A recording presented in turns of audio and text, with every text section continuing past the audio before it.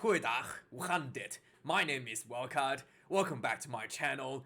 United Rugby Championship Grand Final, South African affair, the Stormers versus the Bulls.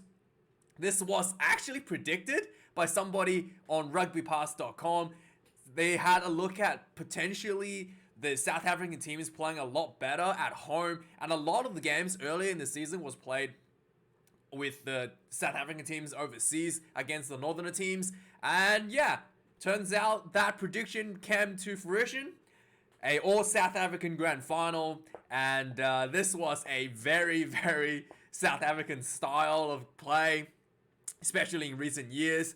And maybe because of wet conditions, I think that probably also had a lot to do with it. But both teams going into this game had a completely different strategies than they did last week. There is a incredible amount of kicking going on, kicking from hands going on in this game. The amount of kicking in this game is probably the most I've ever seen in a match. I've seen the Springboks doing similar numbers, but usually the opposition don't kick nearly as much. So the having two teams kicking just absolutely going nuts on the kicking game was probably the first time I've ever seen, to be frank, in a professional match. And also the game was, so the Bulls obviously on top of the kicking game brought in a strategy with the 4-pack dominance in the set piece. The Bulls showed like a lot of early dominance in that set piece in the line-out mauls, but the Stormers was able to kind of like bring out their own line-out mauls later in the second half and also stabilize the situation by fronting up with the big Springboks men. I was surprised that the Bulls had better set piece at the line-out time, despite the Stormers having, Springboks starting front rowers in their lineup. And also the Stormers did have slightly better scrummaging, but that really didn't play into much into the game. The Bulls really managed that quite well, not letting the Stormers getting the better of them in that regards. Also the Stormers did have a 6-2 split on the bench, so they had an extra forward on the bench, and maybe that did play into the game because it did look like the Bulls' forward advantage, forward dominance just slowly got chipped away as the game dragged on, especially in the second half. That just ceased to exist in the second half, and the Stormers were able to do what the Bulls were able to do, getting themselves a try with a maul. Yeah, now we have to talk about some of the referee decisions there. I did feel like both the tries by the Stormers were a little bit controversial.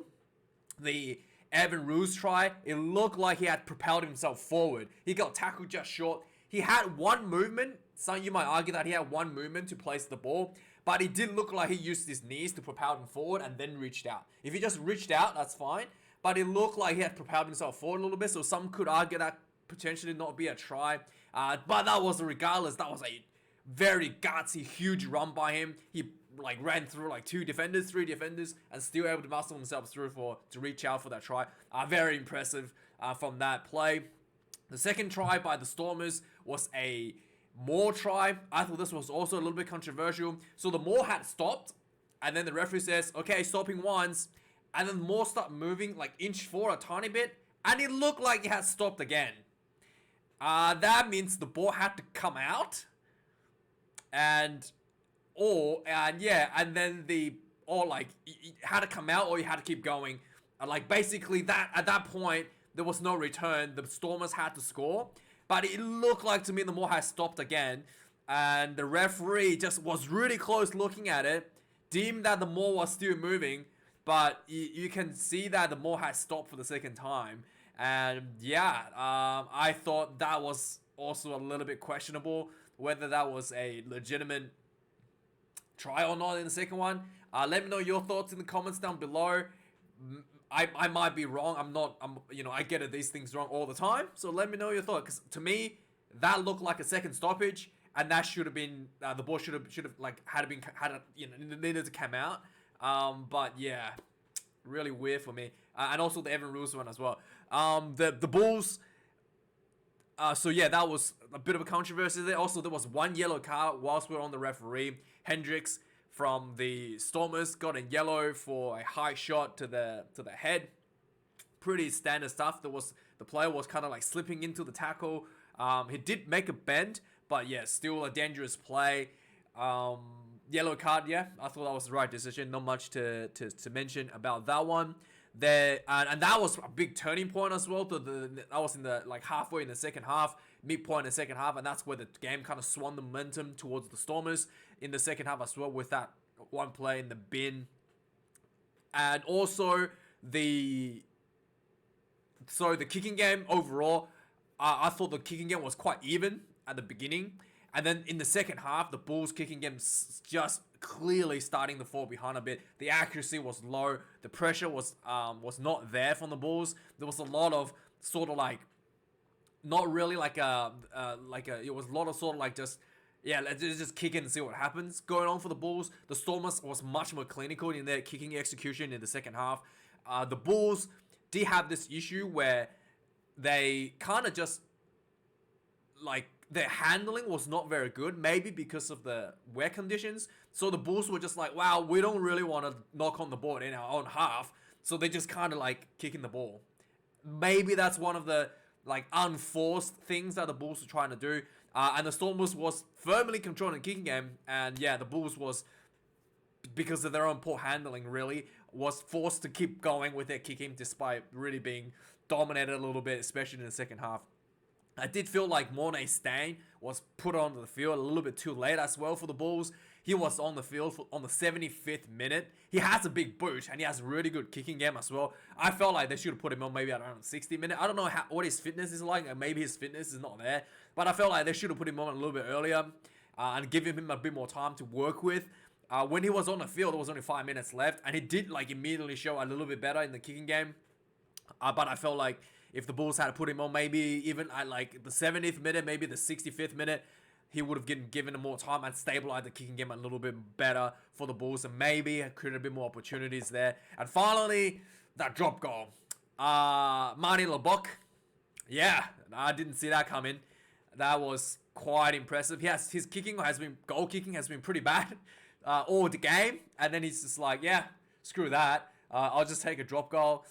This was right in front, quite an easy one, but yeah, he takes the drop goal after the Stormers been putting a bit of pressure on the Bulls inside the Bulls half. I felt like, that was the right decision there. The game was really close. Getting that drop goal meant that the Bulls had to score a converted try to win the game, instead of just kicking a penalty to win the game by one, which Mornay Stain coming off the bench would have been pretty scary for the Stormers. So that was definitely the right decision there. And sure enough, that was proven to be the big enough hump that the Bulls cannot overcome. And Stormers 18, Bulls 13. So let's have a look at some of the stats. The two try for the Stormers, one try for the Bulls. One conversion for each side. So the Stormers only had 50% kicking percentage to success. Leboeck missed the goal kick right in front, essentially, like tiny bit of an angle. And in fact, his kicking was so bad, the Stormers had opportunity to kick 3 points. In the game, they opted to not go for it because they thought he wasn't going to get this kick. These kicks should be like 100% for like an international level player, but he was really struggling, like, bit of an angle, 15 meters from the sideline, so it's not even that big of a difficult angle to kick with. And yeah, he's not able to hit that. He missed one, and that's the result.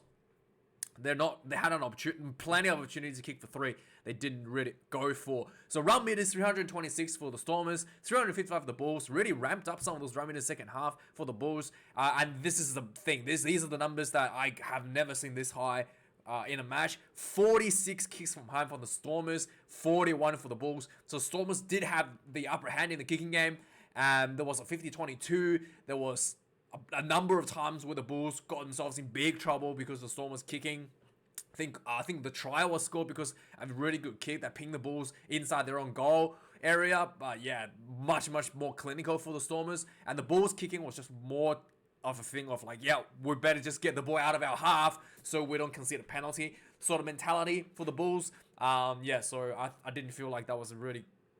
anyway. There was also wet conditions out there, but yeah. 46 kicks to 41.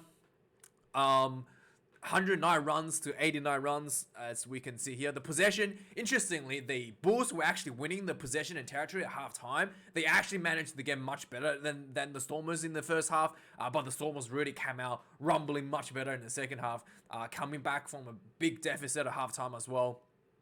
not because come back from a deficit, 7 points to 3 deficit to win the match, 18 points to 13. So it was really, really good game management from the Stormers in the second half. I think the last thing we'll look at, turnovers conceded. 23 turnovers are conceded for the Stormers, 17 for the Bulls. That's pretty high for both teams, to be fair. And lastly, the tackle completion rate, 83% to 87. Penalties conceded, 5 to the Stormers. Bulls, 9 penalties conceded.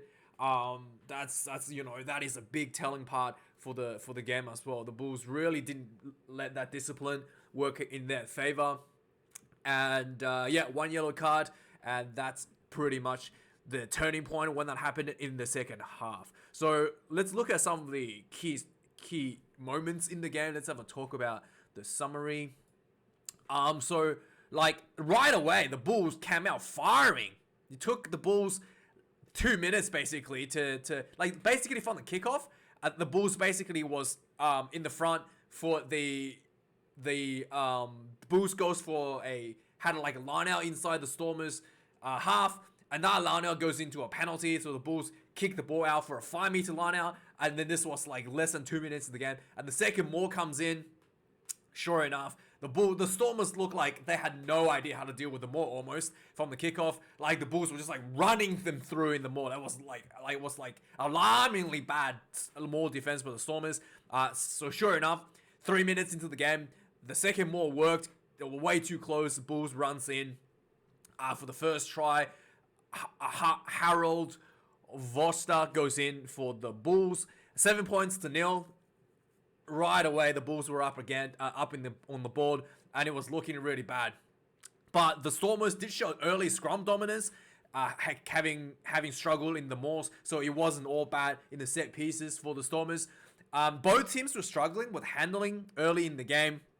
There was a lot of like slipping going on the field. People were slipping in the kicks, and also the scrummaging was also looking like it was a bit slipping as well. Like the turf was just getting absolutely dredged up by the boots during the scrummaging as well.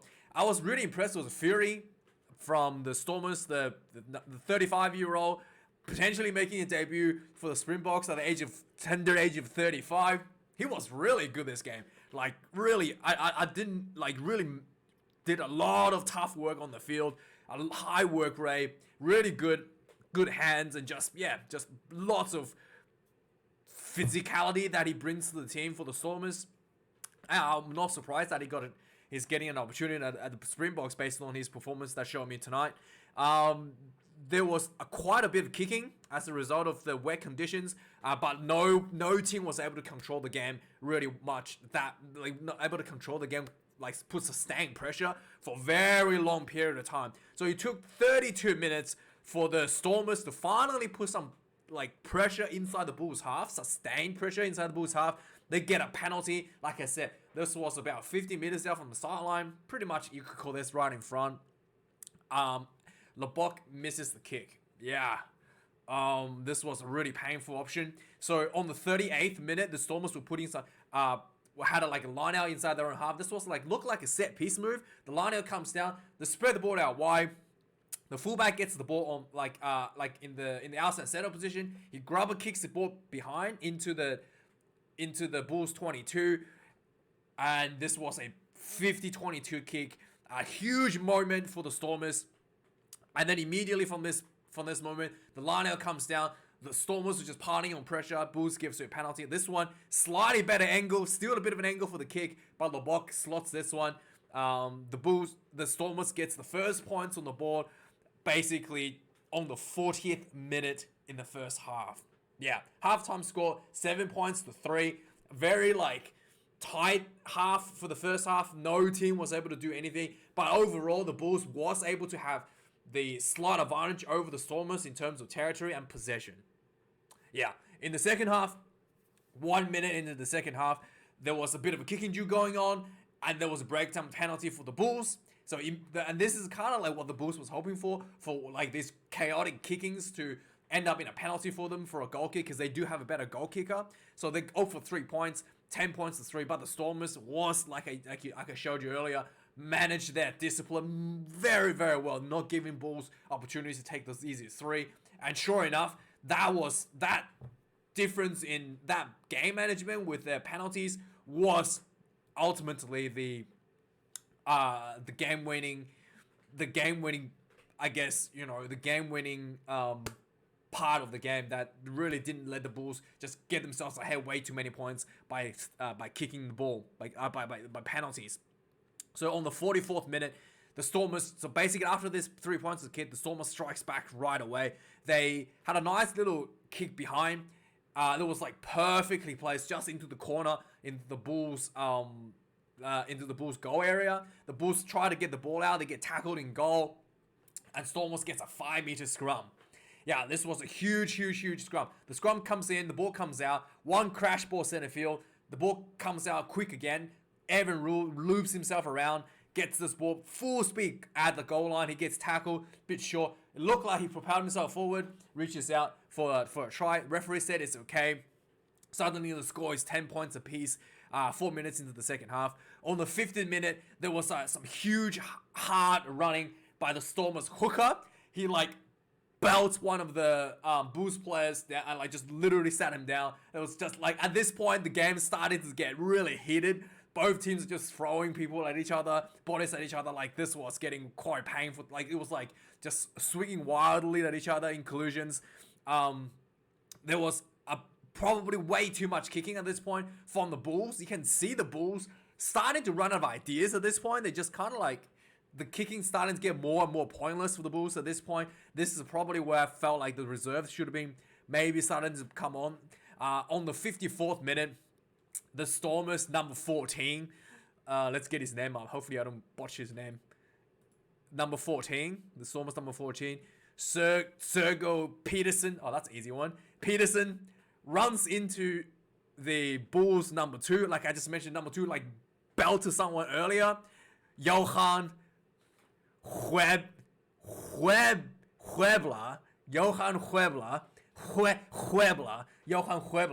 He gets absolutely destroyed. Bang! Front, I kid you not, this looked like a car collision. He gets destroyed, knocked back onto his bum, flat on his back. He gets up, tries to run back to his defense, and he falls. He just face plants, because he was seeing stars, man. He just face planted as he was running back. He was if you watch the replay, you can see it on the background. The game was playing out, he was just running back, just face plants on the ground, and the stadium just burst out laughing. It was brutal. Yes, he had to get off the field after that. That's a KO. That's a TKO right there. That is a TKO any time of the day. He got destroyed, dude. That was awesome. And then shortly after this, Hendricks puts in a high shot. Who was it? Hendricks. Yeah, Hendricks puts in a high shot. Really not much into it. Slipping. The Stormers player was slipped in a tackle into him. Head to the face. Yellow card is a yellow card. He gets taken off. And immediately after this yellow card was taken off, the Stormers gets on the front foot.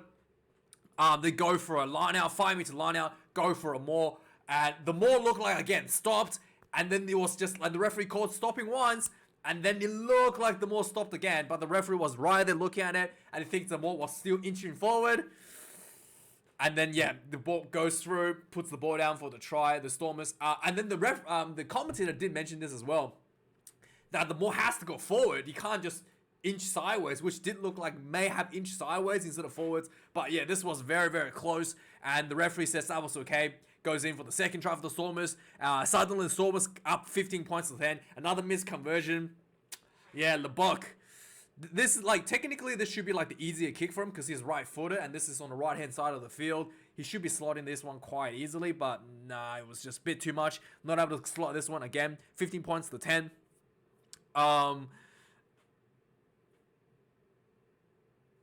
Yeah, so and then there was another point a bit later after this. The Bulls was able to put a kick through, and then what's his name? Gelant, not Gelant. Gelant, the fullback. Was it this is fullback from the Stormers? Gelant. For Stormers. Yeah, Gelant. He was trying to kick the ball out and he slips. And then the Bulls hits a Bulls player. The ball ricochets back into a Stormers 5-meter line out, defensive line out. So this was a bit of what do you call it? This was a bit of pressure under for the Stormers.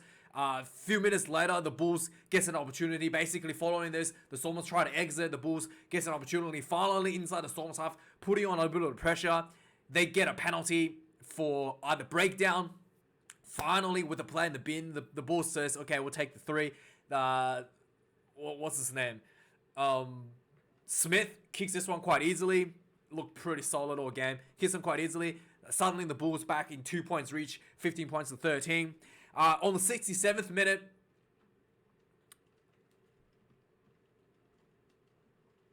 it was looking like they're going to bring on Mornay Stain, but he was, there was a lot of talk on the commentary they're going to bring it on, but he was just, not on. I thought this should be the time to bring him on, 65 minutes or so, 67th minute, but no, he wasn't on. On the 68th minute, Bismarck Duplessis gets penalized on the breakdown. Again, this was a kickable penalty, easily kickable for most kickers.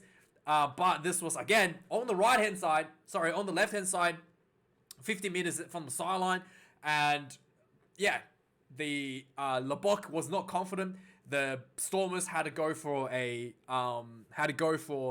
think it was a scrum, and this did not pay out for the Stormers. Essentially, they missed 3 points there. On the 73rd minute, Sergio Peterson recovers the kick and runs, basically, there was a lot of kicking going on. There was a high ball. Sergio Peterson catches the ball on a full. He runs down the sideline. This looked very dangerous for the Stormers. Not for the Bulls. He runs down the sideline. He offloads the ball back in field.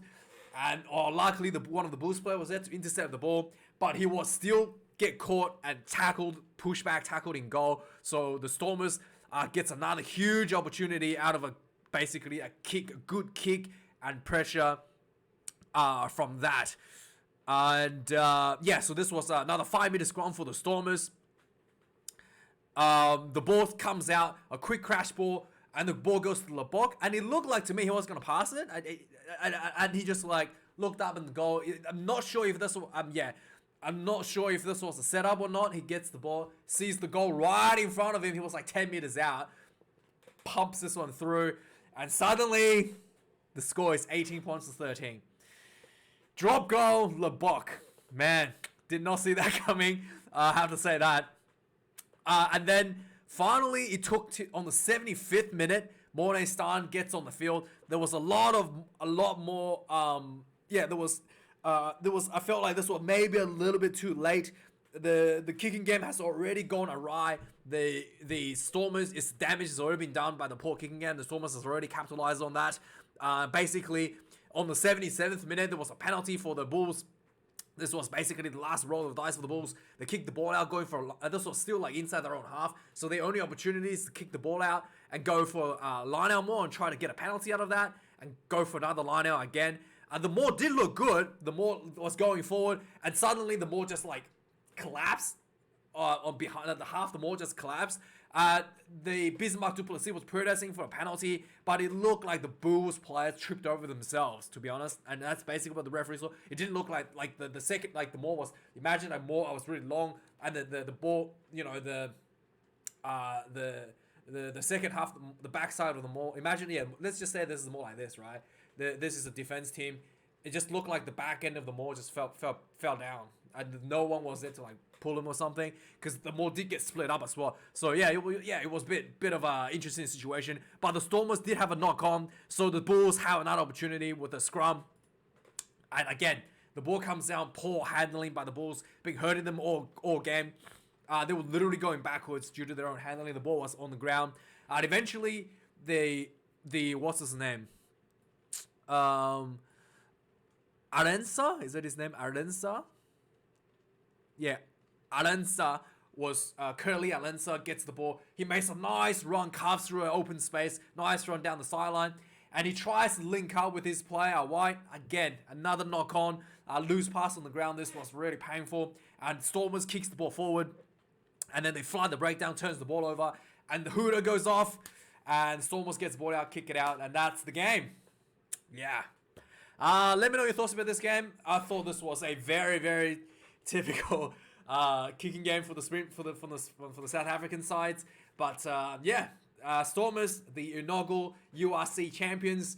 I'm just glad that the Northerners didn't win this one with all the talk about Leinster winning, Leinster being the champions, defending champions, heavy favorites. I'm just glad that, well, we shut up the Northerners on this one. Let me know your thoughts, guys. Thank you for watching this video. I do really appreciate you being here. And like, comment, subscribe, yada, yada, yada. I'll see you guys next week for the news. Cheers.